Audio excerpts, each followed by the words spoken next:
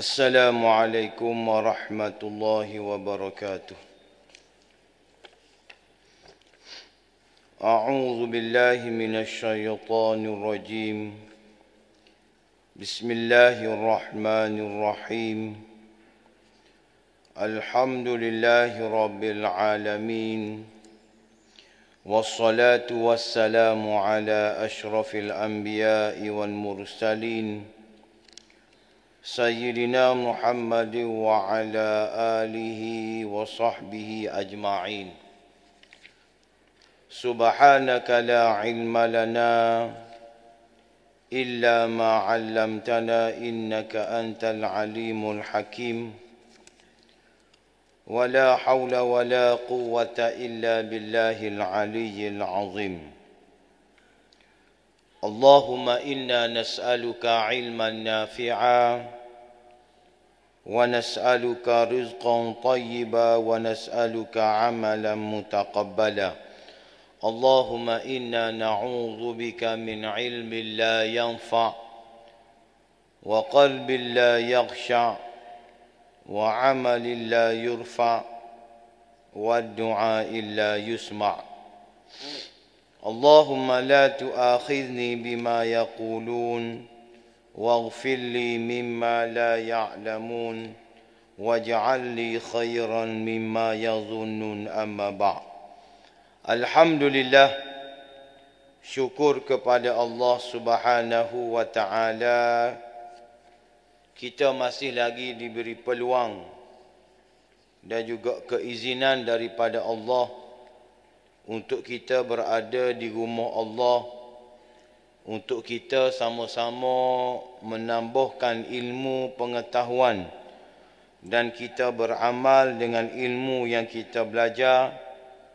Mudah-mudahan pengajian kita, pertemuan kita diberkati dan dirahmati oleh Allah Subhanahu wa taala. Baru ni ambo ada menyebut tentang bagaimana sejarah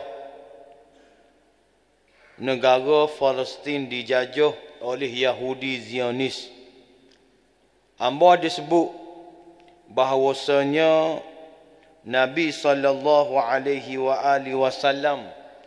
telah menghalau Yahudi-Yahudi yang berada di Madinah Al-Munawwarah kerana kejahatan yang dilakukan oleh mereka, dan mereka mula bertaburan di atas muka dunia, bertaburan kerana mereka dihalau di atas kejahatan yang mereka lakukan. Jadi pada malam ini ambo nak sebut apakah pengkhianatan dan apakah kejahatan yang dilakukan oleh Yahudi-Yahudi ini ketika mana mereka berada di Madinah Al-Munawwarah. Kalau kita baca dalam sirah Nabawiyah, bagaimana ketika mana Nabi sampai, Nabi SAW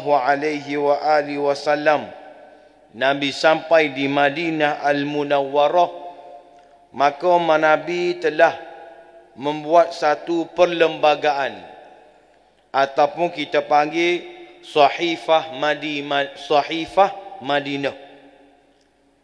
Maknanya perjanjian yang dilakukan oleh Nabi SAW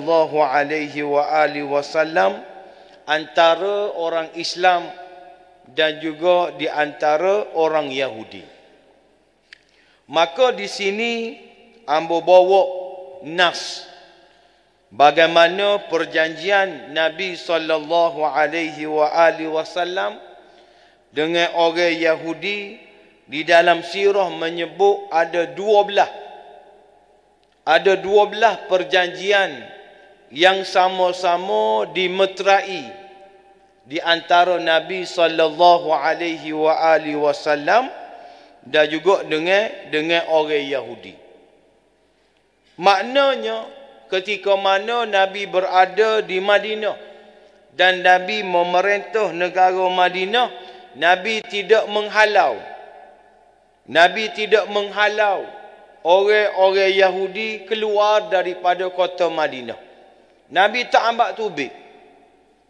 Tetapi Nabi buat perjanjian damai dengan Yahudi-Yahudi tersebut sebanyak 12 perjanjian yang sama-sama dimeterai di antara kedua belah pihak. Antaranya yang disebut Yahudi Bani Auf adalah satu umat dengan orang mukmin. Bagi orang Yahudi agama mereka dan bagi orang Islam agama mereka. Hal ini berlaku sama ada untuk diri mereka sendiri mahupun hamba-hamba yang berada di bawah pemerintahannya. Hal ini juga berlaku bagi orang Yahudi selain Bani Auf. Itu perjanjian yang pertama. Yang kedua, orang Yahudi berkewajipan menanggung nafkah mereka sendiri dan orang Islam pun berkewajipan menanggung nafkah mereka sendiri. Ketiga, Islam mahupun Yahudi perlu saling menolong untuk melawan sesiapa pun yang memerangi pihak-pihak yang terlibat dalam perjanjian ini. Empat, mereka perlu saling menasihati, melakukan kebaikan dan tidak boleh melakukan kejahatan. 5. Tidak boleh seseorang melakukan kejahatan terhadap sekutunya. 6. Wajib menolong orang-orang yang dizalimi. 7. Yahudi perlu menyertai langkah orang mukmin selama mereka berperang.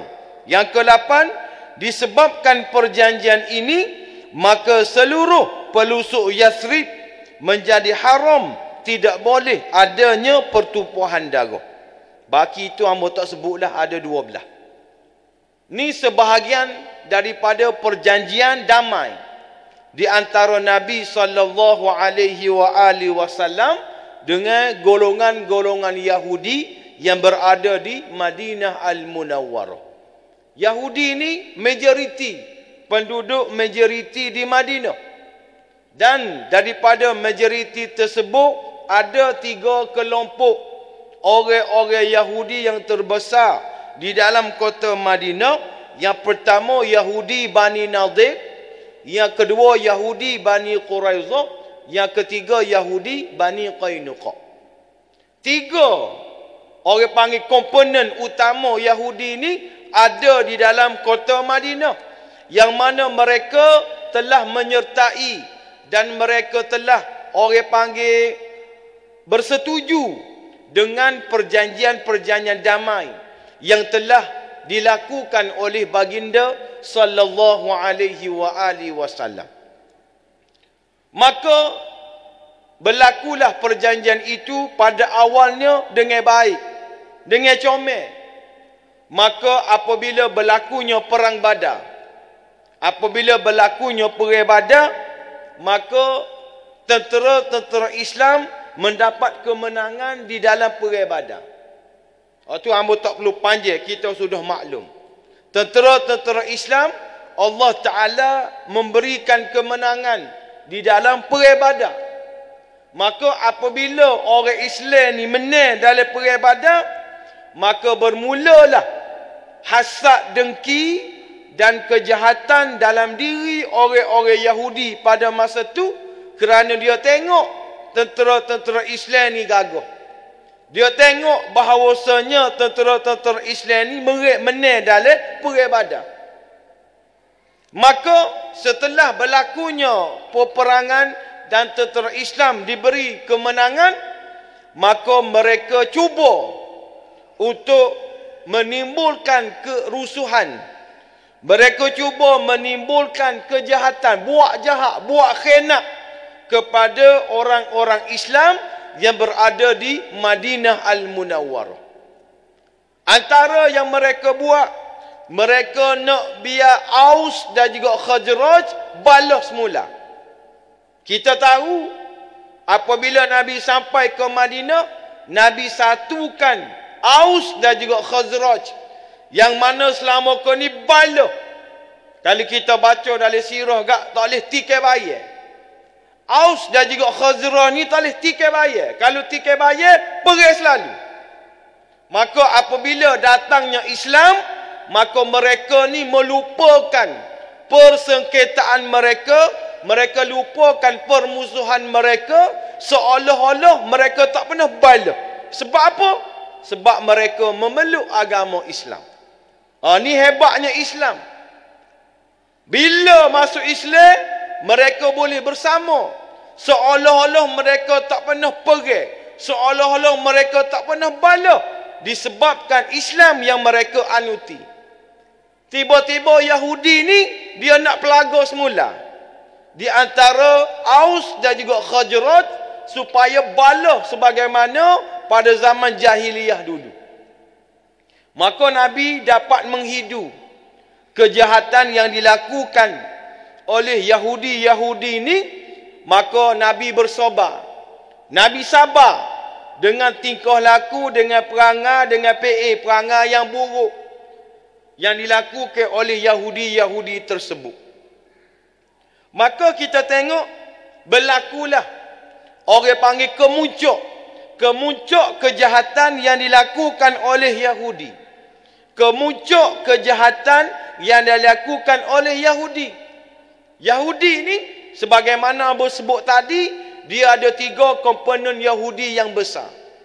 Hak mula-mula sekalinya iaitu Yahudi Bani Qainuqa. Yahudi Bani Qainuqa ni dia adalah Yahudi yang paling orang panggil paling jahat lah. Yahudi yang paling jahat daripada kalangan Yahudi-Yahudi yang ada di Madinah. Yahudi Bani Qainuqa jahat daripada Yahudi Bani Nadir. Yahudi Bani Qainuqa lebih jahat daripada Yahudi Bani Quraizah. Sebab apa? Sebab Yahudi Bani Qainuqa ni, orang-orang Yahudi dia ni bekerja sebagai tukang mah. Bekerja sebagai tukang besi. Sebagai orang panggil tukang-tukang. Bahagian pertukangan ni dikuasai oleh orang-orang Yahudi Bani Qainuqa. Siapa hebat terhebatnya Yahudi Bani Qainuqa ni?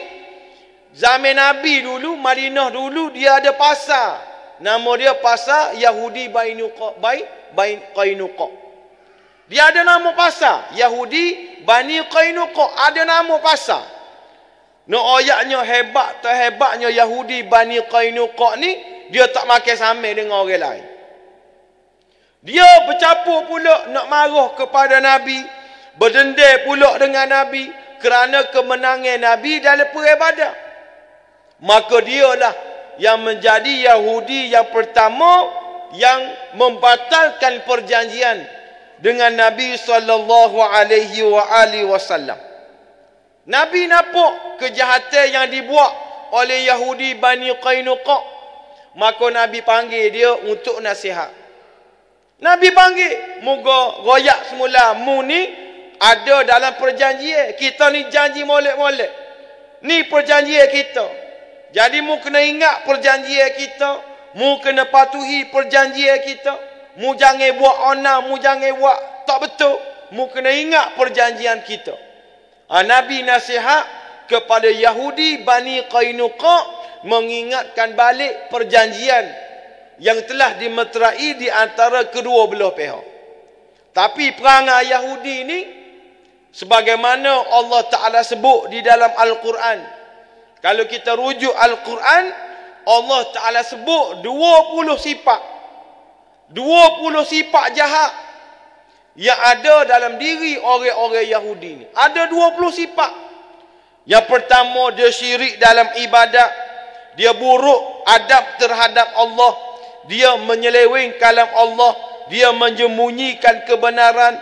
Dia mendustakan para rasul. Dia membunuh para nabi. Kerah hati, khianat dan mukir janji. Dia banyak lagi.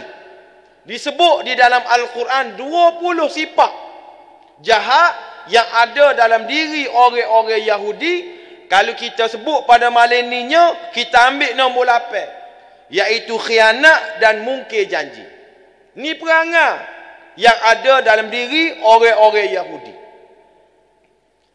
Maka dengan sifat yang ada kepada mereka tersebut, maka mereka cuba mengeruhkan lagi keadaan.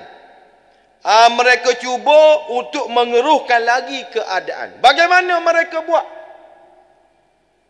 Apabila ada seorang perempuan Islam, seorang perempuan Muslim yang menutup aurat dia pergi ke pasar Qainuqa. Dia pergi ke pasar, dia nak bawa, orang panggil gapo, dia nak pergi jual. Orang panggil barang-barang dia. Dia nak jual barang-barang dia. Maka dia pun duduk di satu tempat. Nak jual ni dia duduk di satu tempat. Disebut dalam sirah Nabawiyah, kulit dia bawa, kulit nak dijual di pasar Qainuqa. Maka dia duduk. Maka orang-orang Yahudi di pasar Qainuqa ni nak tengok wajah dia. Sebab dia pakai niqab, dia tutup muka dia. Jadi orang-orang Yahudi di pasar ni dia nak tengok wajah, nak tengok muka perempuan tadi. Tapi perempuan tadi tak saya buka muka dia, tak saya tunjuk aurat dia. Maka Yahudi, antara Yahudi hok ada situ, antaranya hok jahit selipar. Hok dia jahit selipar. Kebetulan dia duduk tepi orang Yahudi, kerja dia jahit selipar. Maka jahat tak jahatnya Yahudi tadi, dia pun kait di tudung perempuan Islam tadi. Dia jahit di tudung kain perempuan Islam tadi dengan orang Tina tadi tak khabar. Orang panggil orang Yahudi ni duduk kait tudung dia. Siap-siap jahit. Bila Tina tu bangun, cabut tudung dia. Cabut tudung dia. Maka bila cabut tudung, nampaklah rupa dia, nampaklah rambut dia, pakak suka pokok Yahudi di pasar Qainuqa ni, pakak suka belaka. Sebab dia tengok, lama dah dia nak tengok, akhir sekali cabut pak tudung, pakak suka belaka. Bila kejadian tu berlaku, marilah seorang lelaki Islam mari nak selamatkan perempuan tadi. Maka akhir sekali apa yang berlaku, orang-orang Yahudi tadi dia tangkap lelaki Islam tadi, dia pun bunuh. Dia bunuh. Lelaki tadi mari nak selamatkan perempuan tadi, tapi bila dia pergi, akhir sekali Yahudi tadi telah bunuh dia. Bila peristiwa tu berlaku, maka orang Islam ni pergi jumpalah dengan Nabi sallallahu alaihi wasallam. Minta tolong Nabi selesai orang panggil kes ataupun masalah yang dilakukan oleh Yahudi Bani Qainuqa. Muka dalam perjanjian Nabi royak dah, mu tak boleh kacau orang Islam, mu tak boleh buat onar dan juga sebagainya. Tapi Yahudi Bani Qainuqa ni dia keras kepala. Dia meto. Dia keras kepala, dia meto, tak makan samai. Maka bila kejadian itu diketahui oleh Nabi sallallahu alaihi wasallam, maka Nabi mengarahkan, orang panggil mengarahkan sahabat-sahabat Nabi pada masa itu, mu kena pergi ke perkampungan Yahudi Bani Qainuqa. Nabi pergi minta sahabat-sahabat Nabi dan juga Nabi sendiri pergi ke perkampungan Bani Qainuqa. Bila Nabi sapa, dia nampak Nabi mari, pakat nusuk belakang. Ni perangai orang Yahudi. Perangai orang Yahudi ni, bila dia nampak Nabi, dia lari. Dia pakat nusuk duduk dalam rumah dia. Sebagaimana yang berlaku di Palestin pada hari ini, Allah Ta'ala sebut orang Yahudi ni penakut. Dia tak boleh berdepan dengan orang Islam. Dia kalau pergi dalam kereta kebal, dia berani. Dia pergi di sebalik tembok, dia berani. Tapi kalau berdepan dengan tentera Islam, Allah Ta'ala kata dia ni penakut. Sebab tu sampai ke saat ini, Zionis hanya menggunakan serangan udara. Dia tak berani nak guna serangan darat. Kerana dia takut nak berdepan dengan tentera-tentera Islam. Lari dia menusuk. Duduk dalam rumah dia. Bila dia nampak Nabi SAW. Nabi pun minta sahabat-sahabat kepung. Nabi minta sahabat-sahabat ni kepung kubur dia. Peristiwa ini berlaku pada tahun kedua Hijrah. 2 Hijrah. Maknanya barulah. Nabi baru sampai ke Madinah. Buat perjanjian molek-molek. 2 Hijrah berona dah Yahudi Bani Qainuqa. Maka Nabi kepung. Nabi kepung selama 15 hari. Nabi ni dia tak pergi tembok lalu, dia tak bunuh lalu. Dia kepung dulu supaya Yahudi Bani Qainuqa ni serah diri. Yahudi Bani Qainuqa ni serah diri. Maka kepunglah selama 15 hari. Maka mereka pakak takut belaka. Takutlah 15 hari ni Nabi duduk kepung ni pakak takut. Tiba-tiba Abdullah bin Ubay. Abdullah bin Ubay ni gak ketua munafik dunia. Dunia. Ketua munafik Abdullah bin Ubay ni ketua munafik. Dia pun memainkan peranan dia sebagai orang munafik. Gapo peranan dia? Peranan dia minta Rasulullah sallallahu alaihi wasallam untuk memaafkan Yahudi Bani Qainuqa tadi. Dia minta Nabi orang panggil gapo memaafkan Yahudi tadi. Macam-macamlah alasan dia. Dia kata begini, dia kata begitu. Maka berlakulah dialog yang panjang. Ambo tak usah sebut panjang sangat. Maka bila dia pujuk, akhir sekali Nabi SAW menerima tawaran daripada Abdullah bin Ubay bin Salul ini untuk apa? Untuk tidak menyerang Yahudi Bani Qainuqa. Tak apa. Aku tidak akan bunuhmu, aku tidak akan serangmu. Tetapi dengan syarat, aku minta mu keluar daripada kota Madinah. Aku mu kena keluar daripada kota Madinah. Aku hanya benarkan kamu membawa unta 3 ekor sahaja untuk bawa barang-barangmu. Hak lain-lain, mu kena tinggal di Madinah. Ni cadangan daripada Nabi SAW. Boleh, aku tak akan serangmu, tapi dengan syarat mu kena keluar daripada kota Madinah. Sebab kejahatan kamu, sebab kamu telah orang panggil telah membatalkan perjanjian dengan aku, maka aku minta mu keluar daripada kota Madinah kerana kejahatan yang kamu lakukan. Maka Yahudi Bani Qainuqa bersetuju, maka keluarlah dia daripada kota Madinah. Dia tinggal barang-barang dia, tinggal rumah-rumah dia. Sebab apa? Sebab Nabi kata, mu nak selamat, mu tubik, mu tinggal barang-barangmu, mu jangan bawa barang-barang lain. Ini perangai orang Yahudi. Hak kerah pala sekali, hak degil sekali, yang disebut tadi, iaitu Yahudi Bani Qainuqa. Nak rayaknya, ni Yahudi yang pertama yang telah melanggar perjanjian dengan Nabi SAW. Maka pada tahun ke-4 Hijrah, maka Yahudi yang kedua, Yahudi Bani Nadir, dia wa'ana juga. Hak mula-mula tadi Yahudi Bani Qainuqa. Tahun ke-4 Hijrah, Yahudi Bani Nadir berona juga. Yahudi Bani Nadir ni berona juga. Berona yang menyebabkan mereka membatalkan perjanjian damai dengan Nabi SAW.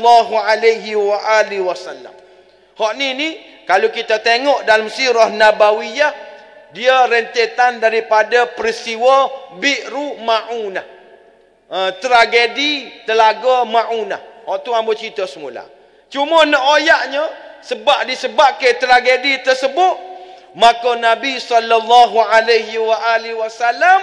pergi ke perkampungan Yahudi Bani Nadir. Sebab pok-pok Yahudi Bani Nadir ni, dia telah bunuh orang panggil orang Islam tadi. Maka Nabi dan juga sahabat-sahabat gilah ke perkampungan Yahudi Bani Nadir. Nak kecek kira, nak becek. Kenapa berlaku? Sebab kita ada perjanjian. Tetapi kejahatan yang dilakukan oleh mereka pun pakak sama-sama mereka. Dia kata, Nabi ni nak mari tempat kita. Maka ramai-ramai pokok kita ni, siapa hak nak lempar batu daripada atas, kena kepala Nabi. Siapa hak nak buat? Ni perangai Yahudi jahat atau jahat. Siapa hak nak bunuh Nabi, hak nak lempar batu daripada atas. Bila Nabi sapa, Nabi duduk di tempat ni, maka kita lempar batu. Biar Nabi ni mati. Siapa nak buat? Maka adalah di kalangan pokok dia ni bersetuju untuk buat lagu tu. Maka Nabi sampai di perkampungan dia. Maka Nabi duduk di tempat tadi.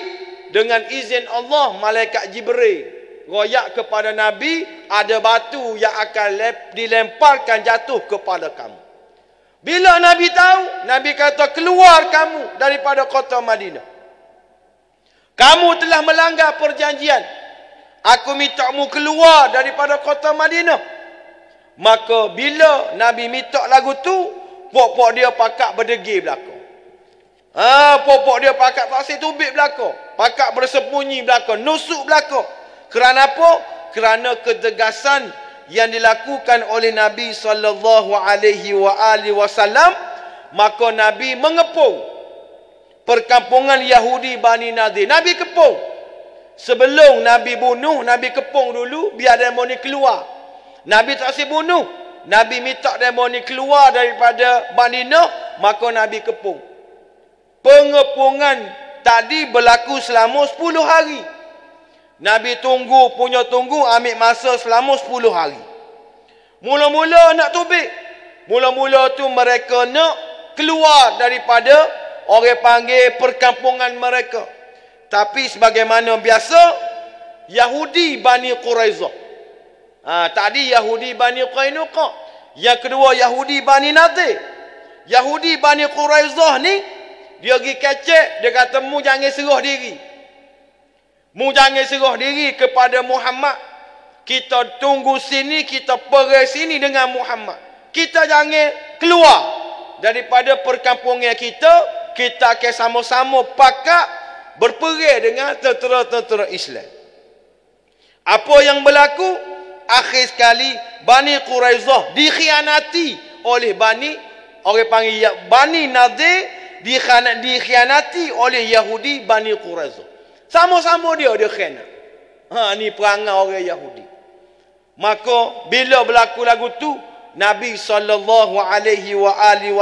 pun serbu masuk ke perkampungan Yahudi Bani Nadir. Maka apa yang berlaku? Nabi SAW telah membunuh. Orang panggil telah memancung. Orang panggil kepala-kepala lelaki Yahudi Bani Nadir. Nabi kerap kepala. Kerana apa? Kerana mereka telah orang panggil belok di dalam perjanjian tadi. Maka Nabi kerap kepala ke semua lelaki-lelaki tadi. Nabi jadikan tawanan. Kanak-kanak dan juga wanita ni Nabi jadikan tawanan. Hak jantan-jantan ni sebagai askar ni Nabi kerap kepala belakang. Ni orang panggil gapo? Kejahatan yang dilakukan oleh Yahudi tadi. Maka bila mati belakang, maka harta benda dan juga rumah-rumah tadi Nabi miliki. Nabi jadikan sebagai harta rampasan perang. Maka Nabi berikan kepada orang-orang Islam. Ni nak ayat jahatnya Yahudi Bani Nadir. Berlaku bila? Berlaku pada tahun ke-4 Hijrah. Maka berlakulah juga kepada Yahudi Bani Quraizah. Yang ketiga tadi, iaitu Nabi ambak juga tubik. Keluar Yahudi Bani Quraizah. Nabi nak ambak tubik. Sebab apa? Sebab jahat. Gapo jahat dia? Dalam peperangan Ahzab, Yahudi Bani Quraizah, dia asalnya berpihak kepada tentera-tentera Islam. Tetapi kerana mereka telah dimomok-momokkan, mereka telah orang panggil diberi jaminan macam-macam, akhir sekali mereka menyerang Nabi daripada dalam. Tidak sempat untuk Nabi serang, maka pertolongan Allah Ta'ala turun untuk selamatkan tentera-tentera Islam menghadapi tentera-tentera Ahzab. Maka Nabi tahu Yahudi Bani Quraizah ni khianat. Maka selepas berlakunya perang Badar, sahabat Nabi tak kelik rumah lagi. Maka Nabi minta sahabat-sahabat pergi serang pula perkampungan Yahudi Bani Quraizah. Sebab itulah perang Ahzab berlaku pada tahun ke-4 Hijrah. Dan peperangan Bani Quraizah juga berlaku pada tahun yang sama, iaitu tahun ke-4 Hijrah. Sebab tu hamba sebut, ketiga-tiga Yahudi ni Nabi halau keluar daripada kota Madinah.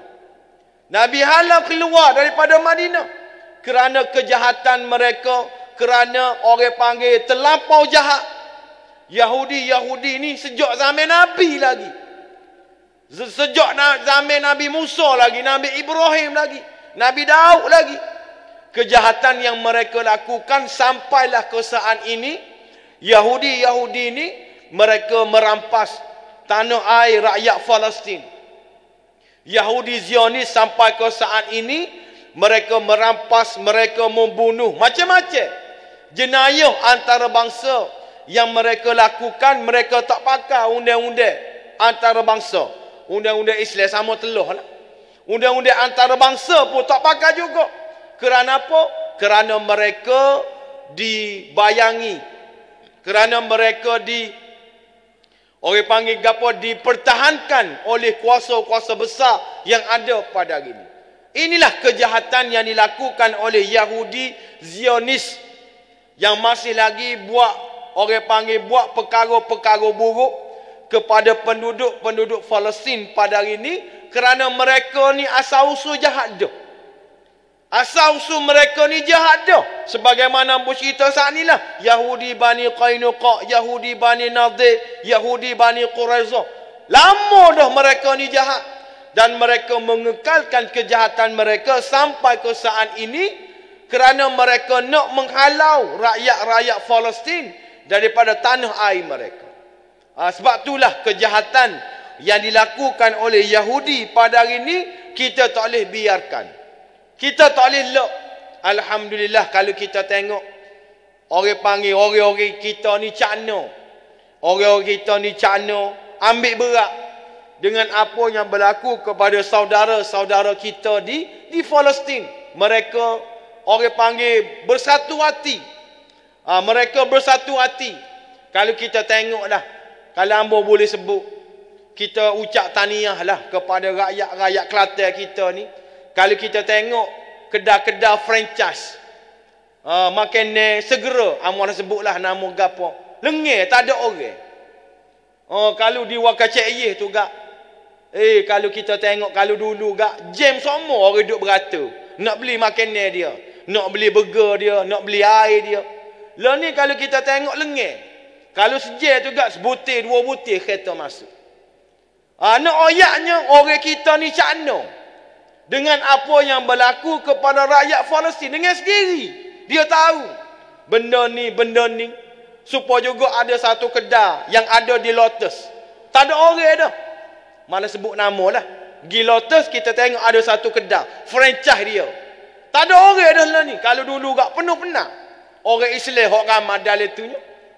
Tapi bila berlakunya Tufanul Aqsa ni lengih, tak ada orang. Ni satu orang panggil satu kebijaksanaan. Satu orang panggil kepedulian yang ada dalam diri orang-orang Islam pada hari ini berkenaan dengan apa yang berlaku. Malu mata lah. Malu orang lain tak pergi, kita pergi malu mata. Jadi dengan sebab kesedaran itulah kalau kita tengok orang panggil benda yang berlaku pada hari ini, insya-Allah dengan bantuan duit, dengan bantuan doa, dengan macam-macam hak kita bui, kita nak bangunkan balik bangunan-bangunan yang runtuh, bangunan-bangunan yang dibom, macam-macam orang WPT ke apa semua, insya-Allah. Insya-Allah kita yakin dan juga percaya usaha berterusan yang dilakukan oleh kita, khususnya orang-orang Islam ni yang berada di negara kita, insya-Allah Kalau kita berterusan lagu ni, insya-Allah Allah Ta'ala akan memberi pertolongan, Allah Ta'ala akan memberi kemenangan kepada kita. Dan sebagaimana bersebut dulu juga, kok mana-mana pun tentera-tentera Islam ni akan menang. Berhadapan dengan Yahudi, akhir sekali tentera-tentera Islam ni akan menang. Apabila tentera-tentera Islam bergabung dengan turunnya Nabi Isa alaihi salam, dengan keluarnya Imam Mahdi di Masjidil Haram, mereka berpakat, Imam Mahdi berpakat dengan Nabi Isa alaihi salam berlawan dengan orang Yahudi. Kok mana-mana pun tentera Islam ni akan menang. Kerana keluarnya, lahir orang panggil turunnya Nabi Isa, lahirnya, keluarnya Imam Mahdi, maka Allah Ta'ala akan memberi kemenangan kepada tentera-tentera Islam. Tapi benda tu lambat lagi lah. Nak tunggu Imam Mahdi tu baik, nak tunggu Nabi Isa turun, itu benda-benda yang lambat lagi berlaku. Cuma learning dengan doa kita, dengan bantuan kita, dengan duit kita, dengan sumbangan kita, insya-Allah Allah Ta'ala akan memberi kemenangan kepada kita. Dan apa yang berlaku pada hari ini adalah permulaan untuk hancurnya Zionis. Sebab tu ada satu mazhab yang ada dalam Yahudi sendiri, yang mereka tidak bersetuju dengan penubuhan negara haram mereka. Mereka kata dah, jangan adanya negara Yahudi ni, kerana apabila kamu bangunkan negara Yahudi, maka bermulalah kehancuran kepada negara kamu. Bermulanya adanya negara Yahudi ni, bermulalah kehancuran kamu.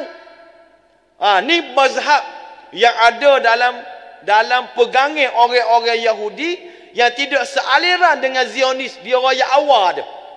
Adanya negara haram ni, adanya negara Yahudi ni adalah bermulanya kejatuhan negara kamu sendiri, kehancuran Yahudi itu sendiri. Dan hikmahnya, apabila Yahudi ni berkumpul di Palestin, pakat masuk Nakbah pertama, Nakbah kedua, beratus-ratus ribu, 750,000 orang Nakbah yang pertama, 500,000 orang Nakbah yang kedua, ramai orang Yahudi yang berada di Palestin, maka mudahnya Allah Ta'ala nak ranapkan mereka kerana mereka berada di satu tempat. Tu hikmah dia. Tapi nak sampai ke masa tu, Allah Ta'ala uji dengan syahid mereka, Allah Ta'ala uji dengan macam-macam kematian mereka. Kerana itu adalah sunnatullah. Allah Ta'ala nak bagi pahala dan juga ganjaran yang besar kepada penduduk Palestin. Mudah-mudahan Allah Ta'ala beri juga pahala kepada kita kerana doa kita, kerana sumbangan kita, kerana solidariti kita tak putus-putus. InsyaAllah sampai bila-bila pun kita kena sentiasa berdoa kepada saudara-saudara kita yang berada di sana. Aqulu qali hadza astaghfirullahalazim li wa lakum. Wassalamualaikum warahmatullahi wabarakatuh. A'udzu billahi minasyaitonir rajim. Bismillahirrahmanirrahim. Alhamdulillahi rabbil alamin, wassalatu wassalamu ala asyrafil anbiya'i wal mursalin sayyidina Muhammad wa ala alihi wa sahbihi ajma'in. Allahumma khtim lana bihusnil khatimah wa la takhtim alaina bisu'il khatimah. Rabbana atina fid dunya hasanah wa fil akhirati hasanatan wa qina adzaban nar. Wa sallallahu ala sayyidina Muhammad wa ala alihi wa sahbihi wa baraka wa sallam. Wa akhiru da'wana alhamdulillah.